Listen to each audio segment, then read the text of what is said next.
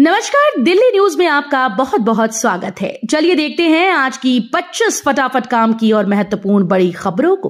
पर इससे पहले वीडियो को लाइक करना बिल्कुल न भूलें। राहुल गांधी बोले, जनजी बचाएंगे संविधान और लोकतंत्र। लोकसभा में विपक्ष के नेता राहुल गांधी ने गुरुवार को प्रेस कॉन्फ्रेंस कर चुनाव आयोग पर गंभीर सवाल उठाए। उन्होंने आरोप लगाया कि कई लोगों के नाम वोटर लिस्ट से काटकर वोट चोरी की जा रही है। राहुल गांधी ने सोशल मीडिया एक्स पर लिखा कि देश के युवा, स्टूडेंट्स और जनजी संविधान को बचाएंगे, लोकतंत्र की रक्षा करेंगे और वोट चोरी को रोकेंगे। उन्होंने कहा कि वे युवाओं के साथ हमेशा खड़े रहेंगे और इसी भरोसे से लोकतंत्र को मजबूत किया जाएगा। चुनाव आयोग ने राहुल के आरोपों को खारिज किया। कहा, ऑनलाइन वोट डिलीट संभव नहीं। कांग्रेस नेता राहुल गांधी के वोट चोरी के आरोपों पर चुनाव आयोग ने सख्त प्रतिक्रिया दी है। आयोग ने कहा कि राहुल के आरोप पूरी तरह से आधारहीन और गलत हैं। ईसी ने यह साफ किया कि वोट को ऑनलाइन डिलीट ही नहीं किया जा सकता और अगर वोट हटाया जाता है तो संबंधित व्यक्ति को पक्ष रखने का पूरा मौका मिलता है। आयोग ने यह भी याद दिलाया कि 2023 में आलंद में ऐसी कोशिश हुई थी, जिसका संज्ञान लेते हुए खुद चुनाव आयोग ने एफआईआर दर्ज कराई थी। दिल्ली यूनिवर्सिटी में चुनावी हिंसक माहौल, छात्र संगठनों ने रोक के बावजूद निकाला मार्च। दिल्ली यूनिवर्सिटी के डुसू चुनाव 2025 में छात्र संगठनों ने हाईकोर्ट के आदेशों की खुलकर अवहेलना की। ढोल नगाड़ों के साथ मार्च निकालते हुए उन्होंने विश्वविद्यालय परिसर और आसपास के इलाकों में जोरदार प्रदर्शन किया। कोर्ट ने शांतिपूर्ण नियमों के तहत चुनाव कराने का निर्देश दिया था, लेकिन छात्र नेताओं ने इसे दरकिनार कर दिया। प्रशासन और पुलिस ने स्थिति को नियंत्रित करने की कोशिश की। इस घटना ने चुनावी माहौल को और गर्म कर दिया और छात्र राजनीति में अनुशासन पर सवाल उठाए।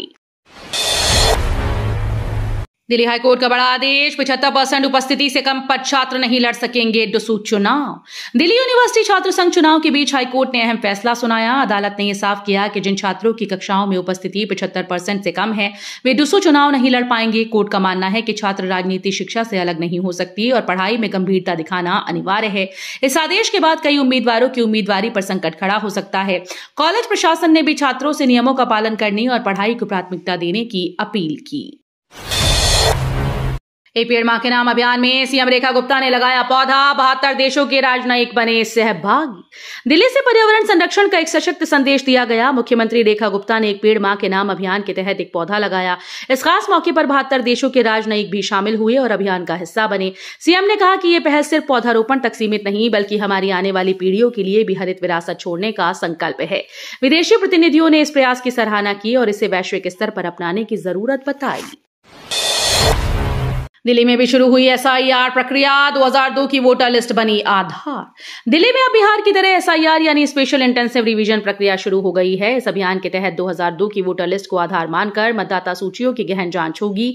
जिनका नाम उस सूची में है उन्हें सिर्फ गणना फॉर्म भरना होगा, जबकि बाकी लोगों को पहचान और पता प्रमाण देना होगा। सुप्रीम कोर्ट की गाइडलाइंस के अनुसार आधार कार्ड को भी पहचान दस्तावेज के रूप में स्वीकार किया जाएगा, लेकिन ये नागरिकता का प्रमाण नहीं माना जाएगा। क्रेडिट कार्ड से रेंट पेमेंट पर रोक। आरबीआई ने फिनटेक कंपनीज को दिए नए सख्त निर्देश। रिजर्व बैंक ऑफ इंडिया ने फिनटेक कंपनीज के लिए बड़ा फैसला किया। अब फोन पे, पेटीएम, क्रेडिट जैसी ऐप से क्रेडिट कार्ड के जरिए किराया भुगतान की सुविधा बंद हो जाएगी। आरबीआई का कहना है कि इस तरह के ट्रांजैक्शन में धोखाधड़ी का खतरा ज्यादा है, इसलिए नियम सख्त किए जा रहे हैं। लाखों यूजर्स जो सुविधा से किराया भरते और रिवॉर्ड पॉइंट्स कमाते थे, उन्हें अब वैकल्पिक भुगतान विकल्प अपनाने होंगे।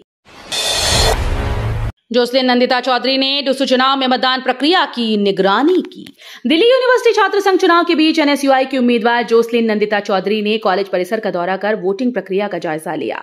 उन्होंने छात्रों से बात की और सुनिश्चित किया कि मतदान शांतिपूर्ण, पारदर्शी तरीके से हो रहा है। जोसलिन ने कहा कि चुनाव में सभी छात्रों को निष्पक्ष और स्वतंत्र तरीके से मतदान करने का अधिकार है। इस दौरान छात्र नेताओं और कॉलेज प्रशासन के साथ बैठक भी की गई। उनका मकसद था कि चुनावी प्रक्रिया में किसी भी तरह की बाधा या गड़बड़ी न हो। दिल्ली एससी का बड़ा बयान। सिग्नेचर व्यू अपार्टमेंट्स में डीडीए की मरम्मत सिर्फ औपचारिकता। दिल्ली हाईकोर्ट ने सिग्नेचर व्यू अपार्टमेंट्स मामले में डीडीए को कड़ी फटकार लगाई। अदालत ने यह स्पष्ट कहा कि इमारतों की संरचना ही कमजोर है और डीडीए का मरम्मत कार्य महज दिखावटी। कोर्ट ने टिप्पणी की कि निवासियों की सुरक्षा से समझौता नहीं किया जा सकता और ऐसी इमारतों में रहना लोगों की जान को खतरे में डालने जैसा है। हाईकोर्ट ने डीडीए से ठोस कार्य योजना मांगी ताकि प्रभावित परिवारों को सुरक्षित विकल्प और पुनर्वास उपलब्ध कराया जा सके।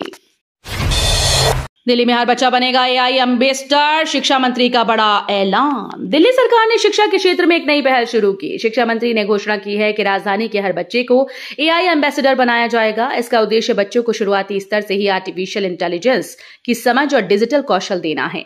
मंत्री ने कहा कि यह कदम न केवल शिक्षा में गुणवत्ता बढ़ाएगा बल्कि भविष्य में तकनीकी दुनिया में दिल्ली के छात्रों को प्रतिस्पर्धी बनाएगा। स्कूल्स में इस कार्यक्रम के तहत एआई वर्कशॉप और प्रशिक्षण सत्र आयोजित किए जाएंगे। दिल्ली यूनिवर्सिटी चुनाव में बवाल, किरोड़ीमल कॉलेज में कांग्रेस और भाजपा छात्र संगठन भिड़े। दिल्ली यूनिवर्सिटी छात्र संघ चुनाव के बीच गुरुवार को किरोड़ीमल कॉलेज में जमकर हंगामा हुआ। कांग्रेस और भाजपा से जुड़े छात्र संगठनों के कार्यकर्ता आमने सामने आ गए और जोरदार नारेबाजी के बीच झड़प तक हो गई। स्थिति बिगड़ते देख कॉलेज प्रशासन और सुरक्षाकर्मी मौके पर पहुंचे और माहौल को शांत कराने की कोशिश की। छात्र नेताओं का आरोप है कि विरोधियों ने चुनावी प्रक्रिया को बाधित करने के लिए ये सब किया। इस पूरे घटनाक्रम ने चुनावी माहौल को और भी ज्यादा गर्म कर दिया। दिल्ली के सरकारी स्कूल में 3 नए शैक्षिक कार्यक्रम लॉन्च, सीएम रेखा गुप्ता का बड़ा ऐलान। दिल्ली सरकार ने शिक्षा के क्षेत्र में एक और कदम बढ़ाया। राजधानी के सरकारी स्कूल में 3 नए शैक्षिक कार्यक्रम शुरू किए गए। मुख्यमंत्री रेखा गुप्ता ने कहा कि इन पहलों का मकसद बच्चों की सोच, कौशल, रचनात्मकता को नई दिशा देना है। उन्होंने शिक्षकों से आग्रह किया कि वे इन कार्यक्रमों को केवल औपचारिकता न समझें बल्कि पूरे समर्पण और उत्साह के साथ लागू करें। उनका कहना है कि शिक्षा सुधारों की असली ताकत कक्षा में होती है और वहीं बच्चों के भविष्य को मजबूत बनाती है। केजरीवाल को सरकारी बंगला आवंटन पर एचसी की टिप्पणी, बोले अधिकारियों की मनमानी पर लगेगी रोक।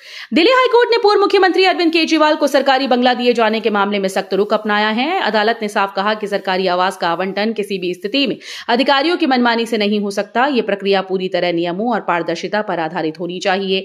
हाईकोर्ट ने संबंधित विभाग से जवाब तलब किया और स्पष्ट किया कि सार्वजनिक संपत्तियों का इस्तेमाल व्यक्तिगत सुविधा के लिए नहीं किया जा सकता। अब देखना होगा कि इस मामले में आगे क्या फैसला आता है। सीएम रेखा गुप्ता का बयान, बोली दुर्घटनाओं के लिए वाहन नहीं चालक जिम्मेदार। दिल्ली के मुख्यमंत्री रेखा गुप्ता ने ईवी नीति पर बोलते हुए सड़क हादसों पर बड़ा संदेश दिया। उन्होंने कहा कि किसी भी दुर्घटना के लिए वाहन को दोषी ठहराना गलत है, असली जिम्मेदारी चालक की होती है। रेखा गुप्ता ने लोगों से अपील की है कि वे सड़क पर अनुशासन और सावधानी बरतें, क्योंकि टेक्नोलॉजी और नीतियां तभी कारगर होंगी जब ड्राइविंग जिम्मेदाराना तरीके से होगी। उन्होंने स्पष्ट कहा कि सुरक्षित भविष्य के लिए हमें वाहनों को नहीं बल्कि अपने व्यवहार और ड्राइविंग आदतों को बदलने की जरूरत है। कश्मीर से दिल्ली 22 घंटे में पहुंचेगा सेब, कार्गो ट्रेन से मंडी तक सिर्फ 5 घंटे।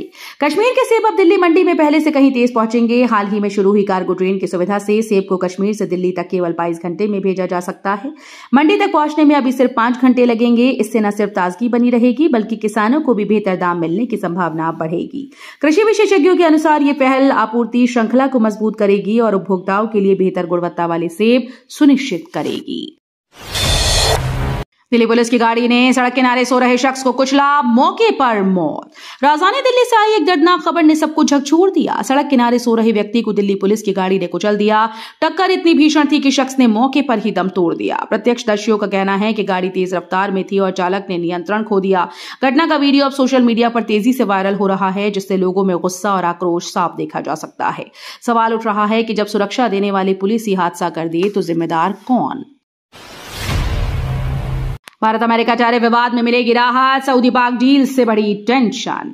भारत और अमेरिका के बीच लंबे समय से चल रहा टैरिफ विवाद जल्द खत्म हो सकता है। मुख्य आर्थिक सलाहकार अनंत नागेश्वरन के अनुसार अमेरिका भारत पर लगाए गए 25% अतिरिक्त टैरिफ हटाने पर विचार कर रहा है, जबकि भारत भी रेसिप्रोकल शुल्क घटाने की तैयारी में है। नवंबर तक राहत मिलने की उम्मीद है। दूसरी ओर सऊदी अरब और पाकिस्तान के बीच हुई नई डिफेंस डील ने भारत की चिंता बढ़ा दी। समझौते के मुताबिक किसी एक देश पर हमला दोनों पर हमला माना जाएगा। हालांकि ये डील मुख्यतः इजराइल को ध्यान में रखकर की गई। भगोड़े ललित मोदी के भाई पर रेप का आरोप, दिल्ली पुलिस ने किया गिरफ्तार। दिल्ली से एक सनसनीखेज खबर सामने आई। भगोड़े कारोबारी ललित मोदी के भाई पर रेप का गंभीर आरोप लगा। जानकारी के मुताबिक पीड़िता की शिकायत के बाद दिल्ली पुलिस ने तत्काल कार्रवाई करते हुए उन्हें गिरफ्तार कर लिया। बताया जा रहा है कि आरोपी से लंबी पूछताछ की जा रही है और मामले की गहन जांच जारी है। ललित मोदी पहले से ही कई मामलों में भारत से बाहर है। ऐसे में उनके परिवार का नाम एक और विवाद से जुड़ने से हलचल तेज हो गई। दिल्ली चिड़ियाघर में इकलौते अफ्रीकन हाथी की मौत, अधिकारियों को दिए जांच के आदेश। दिल्ली के चिड़ियाघर में इकलौते अफ्रीकन हाथी की अचानक मौत से लोग स्तब्ध हैं। अधिकारियों ने तुरंत जांच के आदेश दिए हैं ताकि मौत के कारणों का पता लगाया जा सके। इस घटना ने पशु कल्याण चिड़ियाघर प्रबंधन पर सवाल खड़े कर दिए हैं। जानकार और पशु विशेषज्ञ मौके पर पहुंचकर हाथी के स्वास्थ्य और देखभाल रिकॉर्ड की समीक्षा कर रहे हैं। प्रशासन ने कहा कि रिपोर्ट आने के बाद आवश्यक कदम उठाए जाएंगे।